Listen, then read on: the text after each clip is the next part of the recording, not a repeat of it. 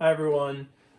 So throughout this block, my last block in college, I've been learning the Bach's Second Cello Suite and on marimba, which I own at my house. I've been very grateful and thankful for that.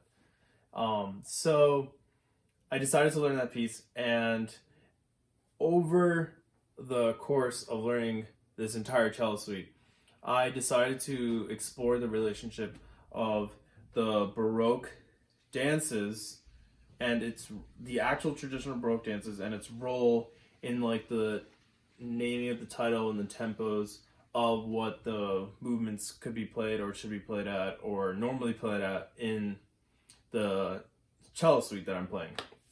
So I found out that the courant is actually a lot slower, traditionally slower music in order to be danced to in an actual Baroque style. And this is interesting to know because a lot of the performers that I've listened to and also just like did some researching regarding the tempos, it's actually a lot quicker. And I found out that wrote a lot of Bach wrote his courants in the specific word of corrente, which in Italian means like running, fast paced, and quickly, which makes absolute sense of why these performers are performing in that tempo and that style. And it's interesting to know that publishers and editors like are using the word courant, but it's actually corrente. So that was just something I learned, and it was really important when I'm learning that piece and the way I play it, and also the tempo that I'm playing it at. The other thing that I found out was that the C major courant is actually the only one that can be played, which is not usually played at a slow tempo. But if played at a slow tempo, it can be danced to in a traditional Baroque style because of the steady eighth notes in the pulse.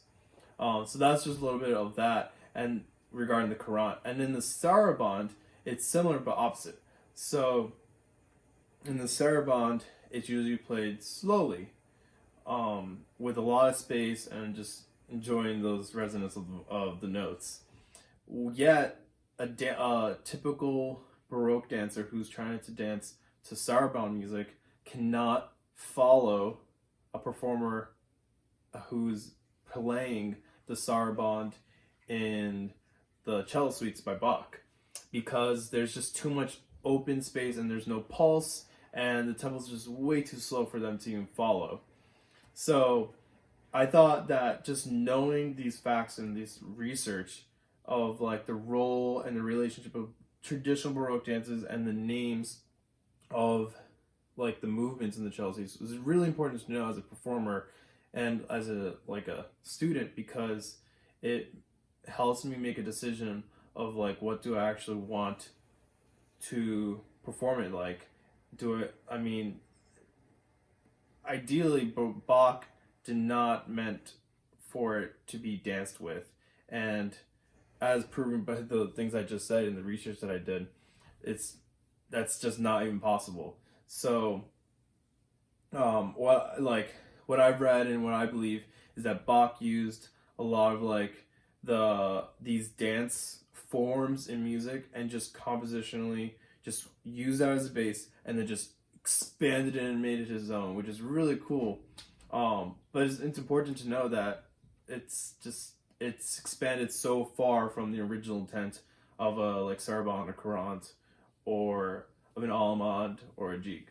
So that's things I've learned, and I will be playing the courant and the saraband for you, and hopefully you enjoy. And this is my interpretation of these two movements. Thanks.